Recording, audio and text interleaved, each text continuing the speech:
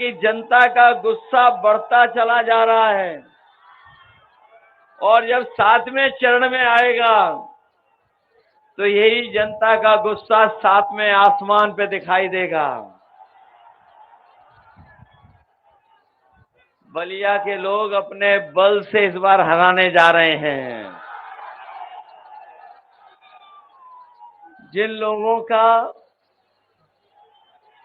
आत्मविश्वास लखड़ जाता है, जिन लोगों का आत्मविश्वास लड़खड़ा जाता है, उनकी जवान भी लड़खड़ा जाती है। इधर आपने देखा होगा, जैसे चुनाव आगे बढ़ा है, भारतीय जनता पार्टी के नेताओं की भाषा तो बदली ही बदली है। जो भाषा इस्तेमाल कर रहे हैं, उनके व्यवहार के बारे में भी जानकारी हो रही है। जहां वो शब्दों का इस्तेमाल अपने भाषण में कर रहे हैं, उससे पता लग रहा है कि इस बार उत्तर प्रदेश के चुनाव में वो धराशायी होने जा रहे हैं, धराशायी होने जा रहे हैं। जो लोग 400 पार कह रहे थे, जिन्होंने पहले चरण में 400 पार का नारा दिया था, वो अब तो जान गए होंगे देश की जनता उन्हें 400 पार नहीं, 400 हराने जा रही है। जो लोग हिंदी को ठीक से समझते होंगे वो जानते होंगे कि 400 पार का मतलब है कि 543 में अगर हम 400 पार सीटें माने तो बताओ कितनी होंगी 400 पार वाली सीटें। ये तो बीजेपी वाले पहले ही हार स्वीकार कर रहे थे। वो कह रहे थे 400 पार। इसका मतलब ये है कि इस बार जब जनता देश की वोट डालेगी 140 करोड़, तो इनको 140 सीटों के लिए भी तरसा देगी। वैसे तो सनातन पांडे जी पहले ही दिन चुनाव जीत गए थे। जिस दिन उन्होंने आकर बलिया में जो कहा था, उसी दिन रिकॉर्ड बन गया था। ये मान लें बलिया के हमारे तमाम साथी जो पिछली बार थोड़े वोट से रह भी गए थे, इस बार इन्हें बताओ जिताओगे आप लोग? और तब हम आपसे अपील करने आए जिताने की। जब 7वें चरण का चुनाव होने जा रहा है और चुनाव खत्म होने में बहुत दिन नहीं है, आज के दिन के बाद बहुत कम दिन बचे हैं। 30 तारीख को प्रचार खत्म हो जाएगा। 1 तारीख को आपको वोट डालना है। वो 4 जून की जो तारीख है, वो न केवल मित्र मंडली को बदलेगी, मित्र मंडली तो बदलेगी, मंत्रिमंडल भी बदलेगा और मंत्रिमंडल के साथ साथ मीडिया मंडल भी बदल जाएगा।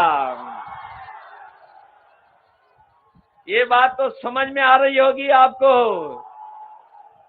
मित्र मंडली बदलेगी, मंत्रिमंडल बदलेगा और मीडिया मंडल भी बदल जाएगा। इधर देख रहा हूं कि जब मैं आया था चिलचिलाती धूप थी,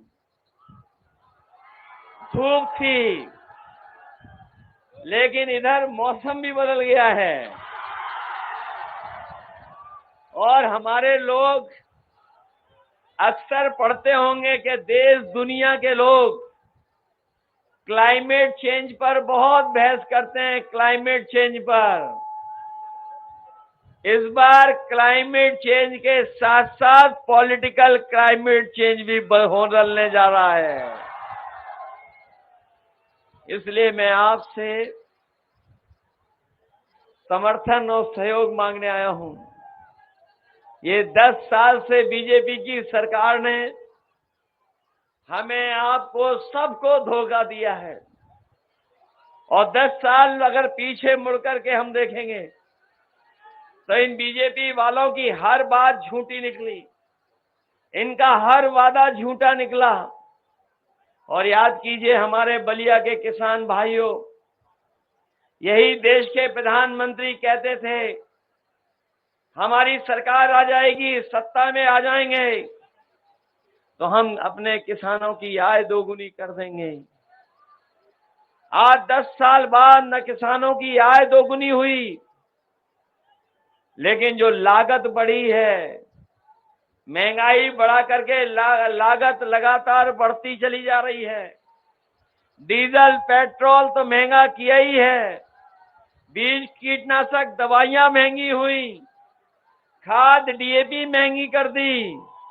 और ऐसा भी देखा कि इन्होंने बोरी से चोरी भी शुरू कर दी।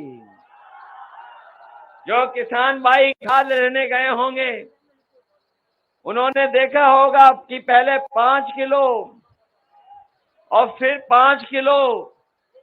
बताओ, इन्होंने 10 साल में खाद की बोरी से कितनी चोरी कर दी। ये 10 किलो चोरी हुई है। न केवल 10 किलो चोरी खाद की बोरी से की है, बल्कि हमारे किसान भाई जानते होंगे, जिस समय वो डीएपी लेने गए थे उस समय सरकार से ये निर्देश थे कि जब तक नैनो यूरिया नहीं खरीदेंगे तब तक उन्हें डीएपी नहीं मिलेगी। नैनो यूरिया खरीदी, लेकिन बताओ, हमें जो नैनो यूरिया दी, क्या किसी किसान की पैदावार बढ़ गई? क्या किसान को किसी को लाभ पहुंच गया? और याद रखिए, जिन्हें जानकारी होगी वो जानते होंगे कि जिस तरीके से बड़े बड़े उद्योगपति भारत छोड़ के चले गए थे, सुनने में आया है कि नैनो यूरिया बनाने वाले भी भारत छोड़ करके चले गए। आज भारत में नहीं है नैनो यूरिया वाले, वो भारत छोड़ के चले गए। और एक ऐसा भी समय किसानों ने और देश के किसानों ने देखा कि जिस समय सरकार ने काले कानून ला करके किसानों की जमीन और उनकी पैदावार को लूटना चाहते थे, लेकिन किसान खड़ा हो गया और तब तक नहीं हटा जब तक सरकार ने काले कानून वापस नहीं ले लिए। लेकिन काले कानून वापस तो हो गए हैं, लेकिन अभी भी उन्हें एमएसपी का कानूनी अधिकार नहीं मिला है। आज बलिया में हम समाजवादी लोग और इंडिया गठबंधन ने जो तय किया है, हम आपको भरोसा दिलाना चाहते हैं कि जिस तरीके से भारतीय जनता पार्टी ने बड़े बड़े उद्योगपतियों का कर्ज माफ किया है, बड़े बड़े उद्योगपति कारोबारी जिनका कर्ज था, जिन पर कर्ज लगभग 25 लाख करोड़ था, इस सरकार ने सब उद्योगपतियों कारोबारियों का कर्ज माफ कर दिया। हम अपने किसान भाइयों को बता के जा रहे हैं कि जहां किसानों का कर्ज माफ होगा, वहीं उन्हें कानूनी अधिकार दिला करके उनकी फसल और पैदावार की भी कीमत देने का काम आने वाले समय में इंडिया गठबंधन करेगा। जहां किसान को खुशहाल बनाने के लिए फैसला लिया है, वहीं हमारा नौजवान जो खड़ा है वो जानता होगा कि इस सरकार में जितनी भी नौकरियां निकली, सबके पेपर लीक हो गए और कोई एक पेपर लीक नहीं हुआ है। जिन्होंने पढ़ाई लिख कर करके परीक्षा दी होगी और बार बार परीक्षा दी होगी, इंतजार किया होगा परीक्षा का, वो जानते होंगे 10 परीक्षाओं से ज्यादा ऐसी परीक्षा हुई जिनका पेपर लीक हो गया। न केवल पेपर लीक हुआ, सरकार को अपनी परीक्षाएं भी रद्द करनी पड़ी, और जो परीक्षाएं रद्द हुई हैं उससे पूरे उत्तर प्रदेश में लगभग 60 लाख बच्चों का जीवन खराब हुआ है, उनके सपने तोड़े हैं। और अगर 60 लाख बच्चों के परिवार को ही हम जोड़ दें, उनके माँ बाप को जोड़ दें, तो कुल मिलाकर के उत्तर प्रदेश में 60 लाख का गुणा अगर 3 में कर दें तो इस सरकार के खिलाफ 1,80,00,000 लोग अपने आप बनते हैं। और यही 1,80,00,000 लोगों का अगर हम 80 लोकसभाओं से भाग दे देंगे तो हर लोकसभा में 2,25,000 वोट इनका कम हो गया। जिस पार्टी का एक लोकसभा में 2,25,000 वोट कम हो गया हो तो बताओ वो बचेंगे कैसे? कोई उन्हें नहीं बचा सकता है। इसलिए मैं अपने नौजवान साथियों को कहना चाहता हूं, न केवल इन्होंने आपकी नौकरी छीनी है, बल्कि आधी अधूरी अग्निवीर वाली भी नौकरी इन्होंने लागू की है। हम अपने नौजवानों को कह के जा रहे हैं, जो इंडिया गठबंधन ने तय किया है कि 4 जून के बाद जब सरकार बनेगी तो न केवल जो 30 लाख नौकरियां जो कि अभी केंद्र सरकार की हैं वो भरी नहीं गई हैं, उनको तो भरेंगे ही भरेंगे, उसके साथ साथ अग्निवीर व्यवस्था भी हमेशा हमेशा के लिए खत्म हो जाएगी। ये अग्निवीर व्यवस्था को हम लोग कभी स्वीकार नहीं कर सकते हैं।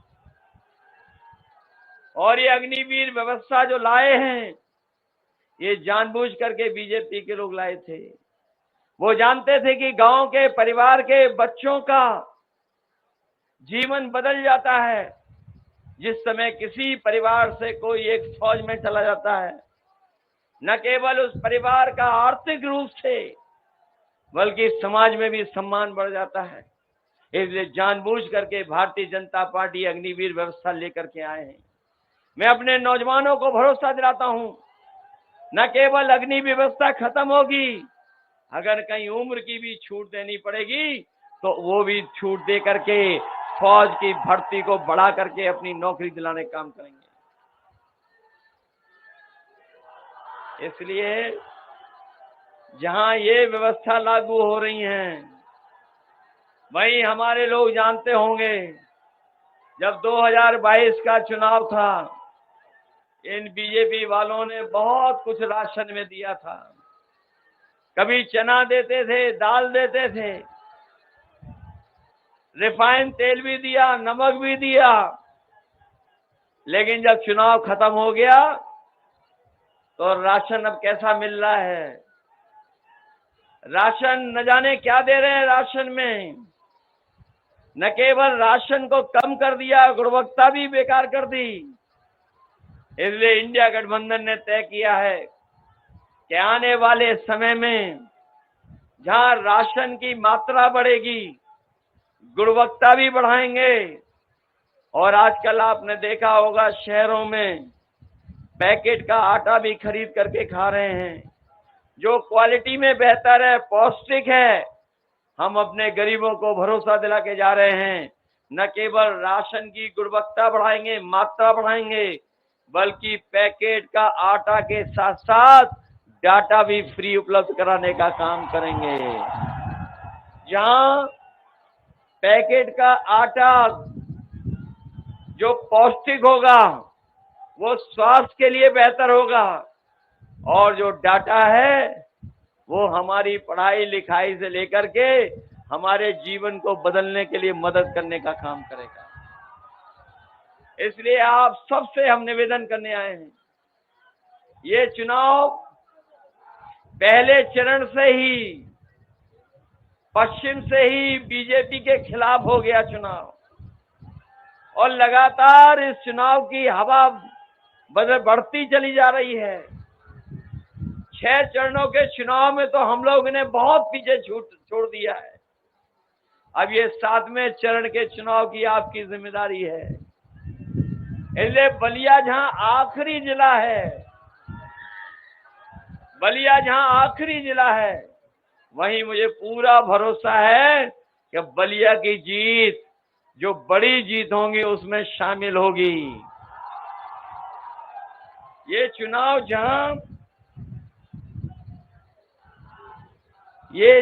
जहां हमारे आपके भविष्य का चुनाव है, वहीं ये चुनाव संविधान बचाने का भी है। इधर आपने देखा होगा भारतीय जनता पार्टी का एक एक फैसला या एक एक निर्णय उनका ऐसा हुआ है जो कहीं ना कहीं संविधान को ठेस पहुंचाता है। हमने कई मौकों पर कहा और हर सभा में कहा कि अगर इन्हें दोबारा मौका मिल गया तो यही जो संविधान बाबा साहब भीमराव अम्बेडकर जी का बनाया हुआ है, इस संविधान को बदल देंगे। लेकिन जो समर्थन मिला है वो भरोसा दिलाता है कि जो लोग संविधान बदलने के लिए निकले हैं, उन लोगों को इस चुनाव में जनता बदलने का काम करेगी। ये जो समय समय पर कहते हैं कि डबल इंजन की सरकार है, ये जो डबल इंजन अपने आप को कहते हैं, मुझे नहीं पता बलिया में बड़ी बड़ी होर्डिंग लगी हैं डबल इंजन की क्या नहीं लगी हैं, लेकिन बड़े बड़े शहरों में इन्होंने होर्डिंग लगाई थी। दिल्ली वालों ने अपनी होर्डिंग लगाई थी, लेकिन उसमें एक इंजन पहले से ही गायब था, और जिसके लिए वोट मांगने आएंगे वो इंजन है ही नहीं होर्डिंग में। बताओ वो पहले से गायब है कि नहीं गायब है? और पता नहीं इस डबल इंजन की हवा या क्या होता है कि बलिया आते आते विकास का इनका इंजन से धुआं निकल जा रहा है। बलिया के लोग जानते होंगे कि जो विकास की गति समाजवादियों ने दी थी, उस गति को अगर रोकने का काम किया तो भारतीय जनता पार्टी ने किया है। चाहे वो यूनिवर्सिटी दी हो, चाहे वो स्पोर्ट्स कॉलेज दिया हो, चाहे वो पुल दिए हों, चाहे वो सब स्टेशन दिए हों जिससे बिजली आपको ज्यादा मिल जाए। लेकिन आज बिजली के साथ साथ बिल भी आ रहा है, और बिल कैसा आ रहा है? बिल भी ज्यादा बढ़ के आ रहा है, और अगर कोई नहीं बिल दे पा रहा है तो उस पे एफआईआर भी हो जा रही है। जो एम्बुलेंस दी थी समाजवादियों ने, वो एम्बुलेंस भी खराब कर दी। जो 100 नंबर की गाड़ी दी थी, और जब से सरकार ने 112 किया, हमारे पुलिस के भाइयों को भी लगा कि जब 100 से 112 उन्होंने कर दिया तो हमें भी अपना रेट बढ़ा लेना चाहिए। हर व्यवस्था को खराब किया इन्होंने, हर व्यवस्था को खराब कर दिया। न केवल व्यवस्थाओं को खराब किया है, बल्कि हमारी आपकी योजनाओं की भी नकल करने का काम किया। जहां समाजवादी लोग आपको लैपटॉप दे रहे थे, लैपटॉप तो दिया नहीं इन्होंने। हम लोग इतना बड़ा लैपटॉप दे रहे थे, इन्होंने उसको इतना बड़ा कर दिया। और जो दिया भी है वो बताओ कितना रद्दी है। आप घिसते रहिए, वो चलता ही नहीं है। बताओ आपके साथ एक खिलवाड़ हुई है कि नहीं हुई है? इसलिए जहां किसान को धोखा दिया, नौजवान की नौकरी रोजगार छीन लिया, और लखनऊ जैसी जगह पर बड़े बड़े निवेश के आयोजन किए गए, बड़े बड़े कार्यक्रम किए, और सरकार ने यहां तक कहा कि ये जो निवेश होने जा रहा है, ये अभी तक का उत्तर प्रदेश का सबसे ज्यादा निवेश होगा। लेकिन निवेश के नाम पर मैं समझता हूं जमीन पर कुछ नहीं पहुंचा। न निवेश दिया, न नौकरी दी, न रोजगार दिया। इसलिए नौजवान साथियों, ये इंडिया गठबंधन के लोग हैं, जहां रोजगार देंगे, नौकरी देंगे, वहीं अपनी माताओं बहनों के लिए हम कहना चाहेंगे कि किसी समय पर समाजवादी पार्टी उन्हें समाजवादी पेंशन देकर के उनको सम्मान देती थी। इस सरकार ने रोक दिया। कन्या विद्याधन देती थी, सरकार ने रोक दी। लेकिन इधर इंडिया गठबंधन ने तय किया है कि अपनी गरीब परिवार की माताएं बहनों को उनके सम्मान के लिए भी अगर हमें लाख रुपए भी देना पड़ेगा तो उनके अकाउंट में लाख रुपए पहुंचाने का काम होगा। जहां अपनी माताओं बहनों के सम्मान के लिए लाख रुपए, वहीं पुरानी पेंशन भी बहाल होने का काम अगर होगा तो समाजवादी सरकार जो बनी थी वो करना चाहती थी। लेकिन आने वाले समय में जब इंडिया गठबंधन की सरकार बनेगी तो आपकी पुरानी पेंशन को भी बहाल करने का फैसला इंडिया गठबंधन की सरकार में लेंगे। यहाँ हमारे रोजगार सेवक होंगे, आशा कार्यकर्ता हैं, और भी तमाम ग्राम पंचायत के स्तर पर जो तमाम रोजगार हैं, उन लोगों का भी मानदेय बढ़ाने का काम करेंगे। जहां हम किसानों का कर्ज माफ करेंगे, वहीं कहीं न कहीं व्यवस्था ऐसी भी लाएंगे कि हमारे गरीबों को, जो बहुत कुछ पैसे वाले कुछ होते हैं गांव में, उनसे सूद पर पैसा लेना पड़ता है। हम अपने गरीबों के लिए कोई न कोई ऐसा फैसला लेंगे जहां बैंकों से कर्ज माफ करेंगे और गरीबों को सस्ते में कर्ज मिल जाए, जिससे उन्हें कभी भी किसी के सामने अपने हाथ ना फैलाना पड़े। इसलिए मदद करिए आप सब लोग मिलकर के, सहयोग करिए सब लोग।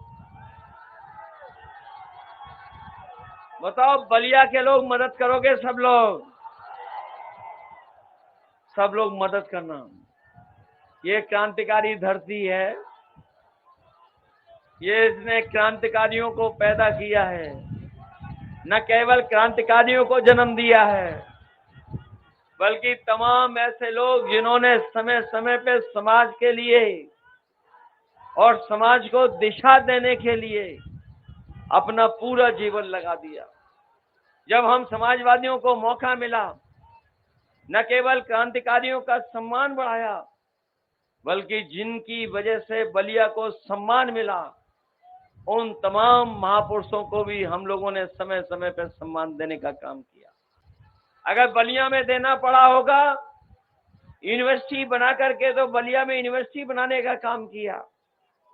लेकिन हमें दुख है इस बात का कि जहां बलिया में यूनिवर्सिटी बनाई समाजवादियों ने, देश के रहे प्रधानमंत्री जी उनके नाम पर, लेकिन पहले अपॉइंटमेंट से लेकर के आखिरी अपॉइंटमेंट तक कोई भी पीडीए परिवार का उसमें शामिल नहीं हुआ। उसके साथ भेदभाव हुआ। अगर किसी को सम्मान लखनऊ की राजधानी में देना पड़ा होगा, तो चाहे जनेश्वर मिश्र जी का पार्क बनाया हो, चाहे जयप्रकाश जी के नाम पर म्यूजियम और सबसे शानदार बिल्डिंग बनाई हो, अगर किसी ने सम्मान दिया तो समाजवादियों ने दिया है। इसलिए हम आपको भरोसा दिलाते हैं कि आने वाले समय में हम लोगों को मौका मिलेगा तो जो इंडिया गठबंधन का फैसला है, समाजवादियों ने जो फैसले लिए हैं, वो जमीन पर तो उतारने का काम करेंगे। साथ ही साथ बलिया के विकास को भी पीछे नहीं छोड़ेंगे, बलिया को का भी विकास आगे बढ़ाने का काम करेंगे। इसलिए मदद करिए। जो सड़क कभी छूट गई गाजीपुर तक, जो एक्सप्रेसवे छूट गया गाजीपुर तक, उसको बलिया लाने का काम कोई करेगा तो वो समाजवादी लोग करेंगे। क्योंकि सड़क बनने से, रफ्तार बढ़ने से न केवल प्रगति होगी बल्कि हमारे तमाम लोगों का जीवन भी बदलेगा। जहां रोजगार के अवसर पैदा होंगे, वहीं हमें आने जाने में आसानी होकर के हमारा व्यापार कारोबार भी बढ़ेगा। इसलिए मदद करिए। जहां गाजीपुर की दोनों विधानसभा, मोहम्मदाबाद और जहूराबाद, वहां के भी लोग आए होंगे। हालांकि बलिया की जिम्मेदारी केवल बलिया जिताने की नहीं है, बलिया तो जिताना ही जिताना, सलीमपुर में भी मदद करना, और सलीमपुर के साथ साथ आपको गाजीपुर में भी मदद करनी है। ये 7वें चरण का चुनाव ऐसा है कि अगर आप 7वें चरण में वोट डाल देंगे तो हम लोगों की गिनती भी बढ़ जाएगी। और मुझे तो ऐसा लगता है कि इस बार इतनी गिनती बढ़ने जा रही है कि अभी तक का समाजवादियों का रिकॉर्ड टूटने जा रहा है। इसलिए मदद करिए, सहयोग करिए। जहां हमारे आपके भविष्य का चुनाव है, वही संविधान बचाने का भी चुनाव है। मैं अपने बहुजन समाज के लोगों से विशेष अपील करूंगा कि ये लड़ाई बहुत बड़ी है। इस लड़ाई में कहीं कहीं हमें दिखाई देता है कि बीजेपी और बीएसपी अंदर से ही हाथ मिलाए हुए हैं। इसलिए हम उन्हें भी सावधान करना चाहते हैं कि इस लड़ाई में समाजवादी और इंडिया गठबंधन का सहयोग कर देना। जब आपकी मदद मिलेगी तो न केवल जीत होगी बल्कि बाबा साहब का दिया हुआ संविधान को भी बचाने का हम लोग काम करेंगे। इन्हीं शब्दों के साथ अपने बलिया और क्रांतिकारी धरती के तमाम नौजवानों का धन्यवाद देता हूं, आभार प्रकट करता हूं और मैं भरोसा दिलाता हूं कि जो जो बातें हम लोगों ने इंडिया गठबंधन में रखी हैं उन तमाम बातों को आपके बीच में लागू कर करके आपके जीवन में बदलाव लाने का काम करेंगे। आप सबका बहुत बहुत धन्यवाद और मंच पर जो उपस्थित नेता हैं उनका भी मैं धन्यवाद देता हूं और इस उम्मीद भरोसे के साथ कि जब वोट पड़ेगा तो सनातन पांडे जी ऐतिहासिक वोटों से जीत करके जाएंगे।